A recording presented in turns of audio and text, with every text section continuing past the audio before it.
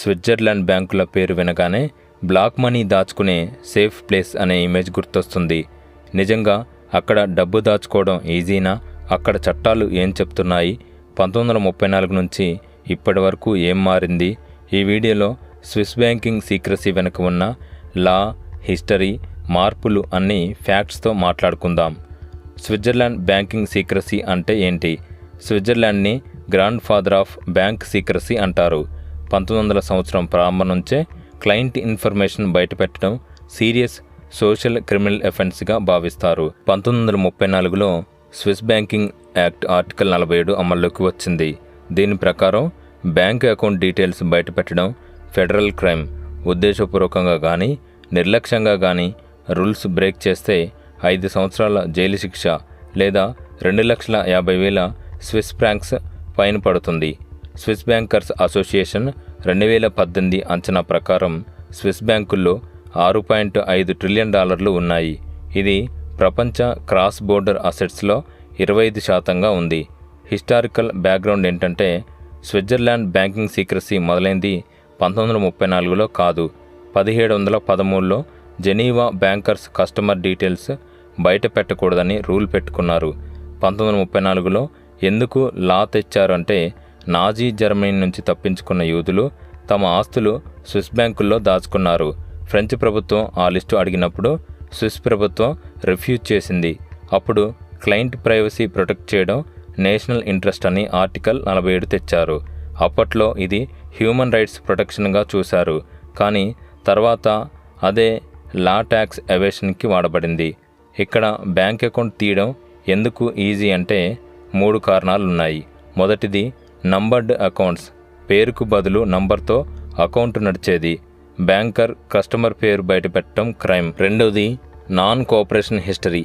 విదేశీ ప్రభుత్వాలు ఇన్ఫర్మేషన్ అడిగినా అది ట్యాక్స్ ఎవేషన్ అయితే స్విట్జర్లాండ్ చట్టం ప్రకారం క్రైమ్ కాదు కాబట్టి ఇచ్చేవారు కాదు. ఫ్రాడ్, మనీ లాండరింగ్, టెర్రరిజం కేసుల్లో మాత్రమే సహకరించేవారు. మూడోది లీగల్ ప్రొటెక్షన్. స్విట్జర్లాండ్లో మాత్రమే ఆఫీసు ఉన్న బ్యాంకర్స్కి విదేశీ కోర్టుల సమన్స్ నుంచి ప్రొటెక్షన్ ఉంది. ఈ రీజన్స్ వల్ల స్విట్జర్లాండ్ ఫైనాన్షియల్ సీక్రసీ ఇండెక్స్లో టాప్ 3లో ఉంటుంది. బ్లాక్ మనీ ఎలా జనరేట్ అవుతుందంటే బ్లాక్ మనీ అంటే ట్యాక్స్ కట్టకుండా దాచిన డబ్బు. ఇండియాలో రియల్ ఎస్టేట్లో అసలు ధర ₹100 అయితే 50 మాత్రమే రిజిస్టర్ చేసి మిగతా 50 క్యాష్లో ఇస్తారు. ఈ డబ్బుని పన్ను తప్పించుకోవడానికి విదేశాల్లో దాచే ప్రయత్నం చేస్తారు. 2008లో హెర్వ్ ఫాల్సియానీ అనే వ్యక్తి హెచ్ఎస్బీసీ స్విస్ బ్రాంచ్లో కంప్యూటర్ సిస్టమ్స్ అనలిస్ట్గా పనిచేసేవాడు. 106,000 మంది క్లయింట్స్ డేటా తీసుకొని ఫ్రెంచ్ అథారిటీలకు ఇచ్చాడు. దీనివల్ల ప్రపంచవ్యాప్తంగా ట్యాక్స్ ఎవేషన్ కేసులు బయటపడ్డాయి. కానీ 2015లో స్విస్ కోర్టు అతనికి 5 సంవత్సరాల జైలు శిక్ష వేసింది. కారణం బ్యాంకింగ్ సీక్రసీ బ్రేక్ చేయడం. ఇదే కేసు తర్వాత 2015లో స్విట్జర్లాండ్ ఆర్టికల్ 47ని మరింత కఠినతరం చేసింది. ఇప్పుడు నిజమైన ఇన్ఫర్మేషన్ అయినా పబ్లిక్ ఇంట్రెస్ట్ ఉన్నా లీక్ చేస్తే క్రిమినల్ ప్రాసిక్యూషన్ పడుతుంది. అయితే 2010 తర్వాత గ్లోబల్ ప్రెషర్ వల్ల స్విట్జర్లాండ్ మారుతోంది. 2010లో యుఎస్ ఎఫ్టీసీటీఏ చట్టం తెచ్చింది. అమెరికన్ సిటిజన్స్ విదేశాల్లో ఉన్న అకౌంట్స్ డీటెయిల్స్ యుఎస్ ఐఆర్ఎస్కి ఇవ్వాలి. స్విట్జర్లాండ్ 2014లో దీనికి ఒప్పుకుంది. 2014లో OECD common reporting standard CRS తెచ్చింది.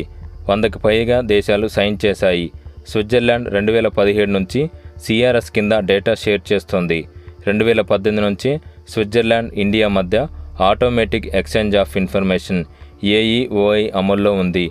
సెప్టెంబర్ 2019 నుంచి ఇండియన్ రెసిడెంట్స్ అకౌంట్స్ డీటెయిల్స్ ప్రతి ఏడాది ఇండియన్ ట్యాక్స్ అథారిటీలకు వెళ్తున్నాయి. 2019లో స్విట్జర్లాండ్ ఫెడరల్ యాక్ట్లో 10 మార్పులు చేశారు. ఇప్పుడు గ్రూప్ రిక్వెస్ట్ పెట్టవచ్చు. అంటే ఒక వ్యక్తి కాదు, ఒక గ్రూప్ అనుమానాస్పదంగా ఉంటే డీటెయిల్స్ అడగవచ్చు. అయితే ఇప్పుడు అకౌంట్ ఓపెనింగ్కి కఠినమైన రూల్స్ తీసుకొచ్చింది. ఇప్పుడు ఎవరైనా స్విస్ బ్యాంక్లో అకౌంట్ ఓపెన్ చేయాలంటే కఠిన చెక్స్ పాస్ కావాలి. ఐడెంటిటీ వెరిఫికేషన్ తప్పనిసరి. బెనిఫిషియల్ ఓనర్ ఎవరో డిస్క్లోజ్ చేయాలి. యాంటీ మనీ లాండరింగ్ యాక్ట్ కింద డబ్బు సోర్స్ చెప్పాలి. డౌట్ ఉంటే బ్యాంకు క్లయింట్ని రిజెక్ట్ చేయవచ్చు. 2025 నుంచి కొత్త రూల్స్ ప్రకారం బ్యాంకులు అసెట్స్ యాక్సెప్ట్ చేసేటప్పుడు ఎన్హాన్స్డ్ డ్యూ డిలిజెన్స్ చేయాలి. ట్యాక్స్ కంప్లైన్స్ ప్రూఫ్ ఇవ్వని క్లయింట్స్తో రిలేషన్ టెర్మినేట్ చేయాలి.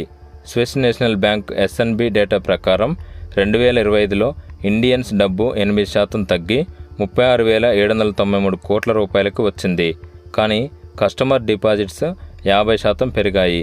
కానీ 2025లో ఇండివిడ్యువల్ డిపాజిట్స్ 20% పెరిగి $89.73 బిలియన్ అయ్యాయని బీఏఎస్ చెప్తుంది. ఈ ఫిగర్స్ బ్లాక్ మనీ కొలమానం కాదు. ఇందులో ఎన్ఆర్ఐలు, ఎంటర్ప్రైజెస్, థర్డ్ కంట్రీ స్ట్రక్చర్స్ ద్వారా ఉన్న డబ్బు కూడా ఉంటుందని ఎస్ఎన్బి చెప్తుంది. ఇండియన్ లా ప్రకారం బ్లాక్ మనీ అంటే ట్యాక్స్ ఎగ్గొట్టిన డబ్బు. స్విట్జర్లాండ్లో డబ్బు పెట్టడం నేరం కాదు. కానీ ఆ డబ్బుని ఇండియాలో డిక్లేర్ చేయకపోతే అది ఫెమా బ్లాక్ మనీ యాక్ట్ 2015 కింద నేరం.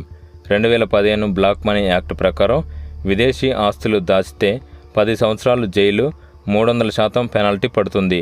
స్విట్జర్లాండ్ ఇప్పుడు ట్యాక్స్ కంప్లైంట్ ఫైనాన్షియల్ సెంటర్గా మారాలని చూస్తోంది. కానీ ఇంకా ట్రాన్స్పరెన్సీ ఇంటర్నేషనల్ 2024 రిపోర్ట్స్ ప్రకారం ఆఫ్రికా నుంచి వచ్చే డర్టీ మనీకి స్విట్జర్లాండ్ ప్రిఫర్డ్ డెస్టినేషన్గానే ఉంది. 2024లో 43 కరప్షన్ కేసుల్లో 10 కేసుల్లో డబ్బు స్విస్ బ్యాంకుల్లో ట్రేస్ అయింది. కానీ యూకే 11 కేసులతో మొదటి స్థానంలో ఉంది. అంటే స్విస్ ఇప్పుడు నెంబర్ 1 కాదు. 1934 చట్టం సీక్రసీకి బేస్ వేసింది. అది బ్లాక్ మనీకి సేఫ్ హెవెన్ ఇమేజ్ తెచ్చింది. కానీ 2018 తర్వాత ఏఈఓఐ ఆటోమేటిక్ షేరింగ్ వల్ల పరిస్థితి మారింది. ఇప్పుడు డ్యూ డిలిజెన్స్ లేకుండా డబ్బు దాచడం కష్టం. స్విట్జర్లాండ్ ఇప్పటికీ ప్రైవసీకి పేరున్న దేశం. కానీ గ్లోబల్ ప్రెషర్ వల్ల సీక్రసీ కాస్త కంప్లైన్స్గా మారింది. గుర్తుపెట్టుకోండి, స్విస్ బ్యాంకుల్లో డబ్బు పెట్టడం నేరం కాదు. కానీ ట్యాక్స్ ఎగ్గొట్టి పెడితే అది నేరమే. లా ఇప్పుడు వేగవంతంగా మారుతోంది. ఈ ఇన్ఫర్మేషన్ ఎడ్యుకేషన్ పర్పస్ కోసం మాత్రమే. ఏదైనా ఫైనాన్షియల్ డెసిషన్ తీసుకునే ముందు లైసెన్స్డ్ ట్యాక్స్ అడ్వైజర్ని సంప్రదించండి.